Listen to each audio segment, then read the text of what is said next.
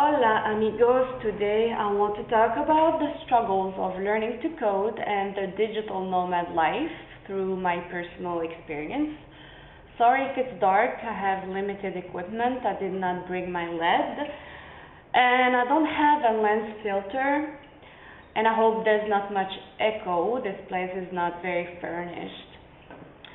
So, lately, there has been some restructuration at the startup I was working at, a switch of 360 degrees from one day to the next, and ta-da, here I am in Mexico where I was temporarily working remotely for a couple of weeks with no job now. All of a sudden, the previous week all flights to Canada were cancelled and I decided to stay and wait for the whole COVID hysteria to calm down. So I am stuck here, but you know what? I'd rather be here in these times of hardship. Surrounded by people I love, than closed up in my Montreal apartment, ruminating, depressed, and drinking alone on my birthday. So what happened? At the startup I was working at, they needed a second senior developer in the team to meet the product estimated launch date because of all the time wasted with turnover. Then comes along this new tech lead, and as it happens with seniors, most often than not, from what I've seen, instead of adapting to the existing code, which was the second time it was rewritten all over again, but the previous one was indeed terrible.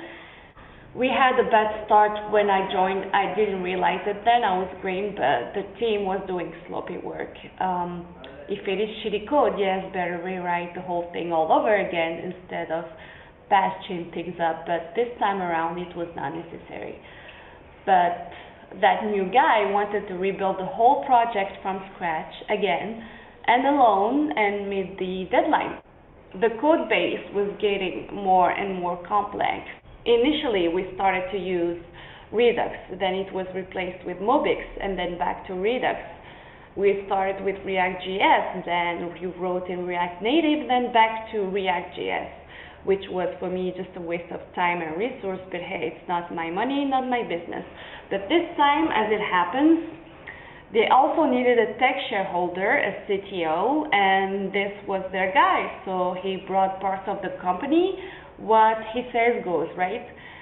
And given the tight time frame left, 2 months, he didn't want to be bothered delegating and coaching and basically dealing with a junior like me who had a low velocity. So after a year and a half of working for this project, I wasn't needed anymore. Which brings me to a reality no one talks about. Digital nomadism, is that a word? Whatever. Is all jolly. But what happens if you get fired from your remote job? You better have good savings. That's what I need to be in Canada to get unemployment. If you get out of the country and even the customs are able to see that to your name, the time spent abroad is deducted from your unemployment. That is, if you have worked in the country for a Canadian company and paid taxes. What happens if, as a Canadian, for example, you get fired from a foreign company you've been working for remotely? If you've experienced that, please share.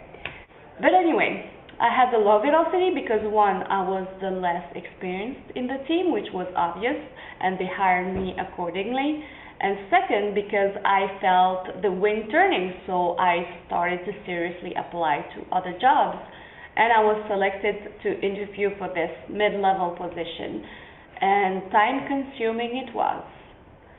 So I had the first screening interview, so far the usual procedure. Then I had an interview with general Q&As and a technical live programming test. Then the next step, I was assigned a homework, a chat app that I had to build within a week. Then I had another interview for reviewing my code. Then one last interview with another live technical test where I was given an algorithmic problem to solve. Up until then, I was doing okay, but I miserably failed this last one. I didn't understand the problem. I froze. I was lost. And this whole process went to trash, for which, by the way, they did not want to compensate me for. Even though I learned a lot, I had to learn new concepts, but that was because of the time I put into it. All the while, I still had to complete tasks for my job, my then job, sprints, and demo. So some people were maybe thinking that I was living la vida loca in Mexico. Well, no, I was stressed and working hard. So the same day I was turned down for this position, I was informed from my then boss that they didn't know what to do with me anymore, basically. Then he confirmed my layoff the day prior to my birthday. If you're thinking of getting into programming because there is a hype around this profession right now, everyone wants to learn to code, well, think hard because you hear success stories all the time of like some kids dropping out of college or not even going to college, went to build this app, then sold it to Amazon, Facebook, or Google, or whatever, and made millions of dollars, but you don't see the whole reality of it with the failures. Well, the reality of being fired with literally no excuse or because of budget cuts or downsizing, that is nothing new to me. That is the reality of every job. No job is secure. That is a myth. Not in corporate America, not in this day and age. Then you get a job gap and you're doomed, even if there are ways around that. But the fact that one of the reasons I got into programming was that I was tired of this precariousness. I don't want to leave with the fear of being fired. I deserve better just to improve my quality of life, being able to choose who I work for. So the last time I got an employment, I took that time to learn programming.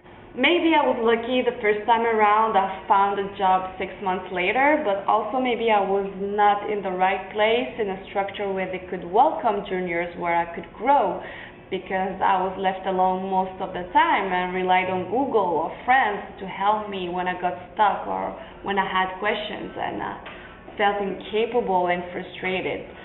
It was a daily struggle, and that's exhausting.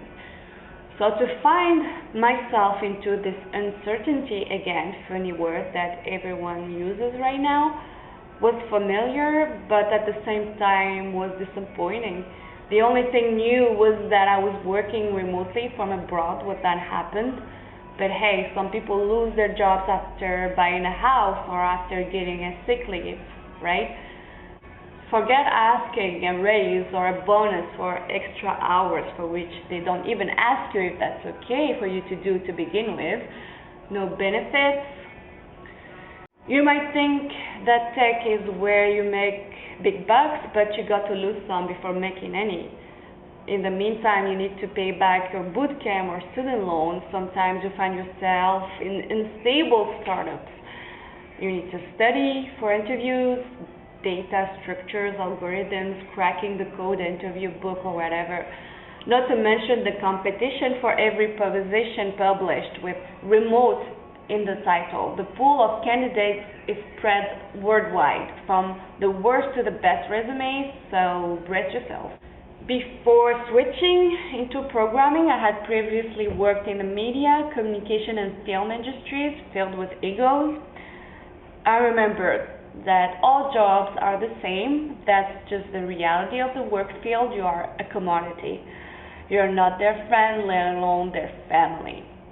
Are they going to help you out when you find yourself under a bridge like a real family would? I think not, because they're probably the reason you'd find yourself under a bridge in the first place, by letting you go. Never trust anyone. In my case, for example, obviously there was some talking going on about me and the rest of us, what they were deciding on my fate. Yet when a developer gives a 2 weeks notice, they take it as a tantrum. The fact is, if you don't keep looking for better opportunities, you'll find yourself in trouble sooner or later. The other reality I want to address, hours, days spent on hiring processes by companies that don't know what they want. You need to code in front of people with the spotlight on you and nail every step and get roasted question after question. And when you don't have much experience, you can really turn down every opportunity that you get, even from those sausage factories. It's nerve-wracking. Let's also bring up the reality of the job as it is. Software engineering is a huge mess. There's so many ways to do the same thing just to build a website. You have multiple libraries or frameworks to do just that. You got JS, React, Vue, Svelte, Angular. You also got jQuery that is outdated since ES6 but still has been used by a majority of websites up until now. You got CMSs like WordPress, which is a niche. Not to mention that you need to make it responsive for multiple mobile screen sizes. I'm not even talking about languages specific to mobile, React Native, Swift, Flutter, and that's just the front end. On the back end, you got PHP, some love it, some hate it. Node, Express, Dino, and you see startups going for this new hot framework that is 5% faster than the other one, or this one that has this feature that this one doesn't. You wonder how long we're going to reinvent the wheel. It's good to have choices, competition can be good, but when you learn all of this, you don't know where to start and it's overwhelming. You learn a method like component didn't mount in React, then it's deprecated. And when you research for tutorials to build some feature and you need a functional component, you still find a lot of examples with these deprecated codes. That is the state of this industry from where I'm seated right now. We focus on every particular edge case and forget about the big picture. My point is, it's stressful to keep up with new technologies, even more to learn them from scratch when you haven't done that since you're a teenager. Also, startups sometimes are toxic environments. They all want to be disruptive. You have big companies like Uber, Airbnb, or Amazon that exploit workers and make the poor poorer. For example, as soon as an apartment is up for rent on Airbnb, all rents in the neighborhood go up. It makes the real estate market go up. That is very true in the town I am staying at here in Mexico right now, which is very touristic, with many Airbnbs all over, to the point where many Mexicans themselves can afford housing around here. I am also guilty of this. I am renting an Airbnb right now, but what choices did I have? I will be moving out next month for a cheaper room anyway, since I can't afford this anymore. Anyway, just a dose of renting here. I try to be realistic and pragmatic. Always keep your eyes open, look around, have a plan B, a side hustle. Don't rely on this one paycheck. Rely on your skills, on you.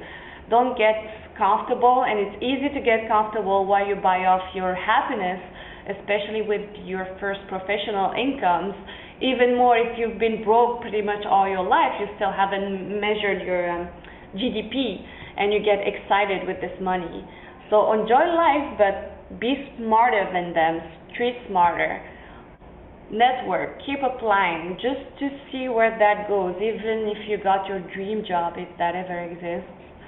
If you think this is hard work, you don't want to know the stress of being poor. I did everything family and society expected from me. Sir, yes sir, went to college up until a master's degree, worked student jobs to survive, still got in debt. Up until I got burnt out on my first professional job, and I still hustled ever since. It's all I've done in my 20s. Do as you're told, but if you fail, that's your fault. Now they expect me to buy a condo so I can be a slave to an economic system, settle down, meaning tie down, retain to pay taxes, etc. Immigrants are good candidates for that, but that's another story. It's like that line from Fight Club. We buy things we don't need with money we don't have to impress people we don't like. So find your calling. Your job is just what it is, just to earn a living. Then go live your best life on the side. You owe it to yourself. You are working for someone else's dream. Never forget that. You work to make others richer. No one ever on their deathbed wished they worked more in their cubicle. I remember One day I was at the esthetician and small talk, she asked me how I was living the working remote situation, and of course that's all I wanted all along. I was ready for that, all good. But then she was saying that some of her clients enjoy the perks and flexibility of working remotely, but they missed going to the office. They missed social interactions. So if they could do half and half, working remotely is not for everyone. But I thought that's sad. That the only interactions you would have with other human beings in your life would be at work. So be relentless. So many odds are against you anyway. Stay alert. So that's my story. Sorry if I was jumping from one subject to another. I have room now to welcome better things. They're on their way. From the moment I was leaving for Mexico, my life has been spinning. I don't know what the hell is going on anymore, but these are the times we live in. I'm not a perfect employee, but still I work hard, so when that happens once, twice, three times, you're like, wait, whoa, what just happened here? Okay, pause, let's think about this. Life is a journey with problems to solve, lessons to learn, but most of all, experiences to enjoy, so I keep on learning to surf the waves too, literally. So I'm going to do that just now. It's my yoga. I'm good. So thanks for watching and see you next time.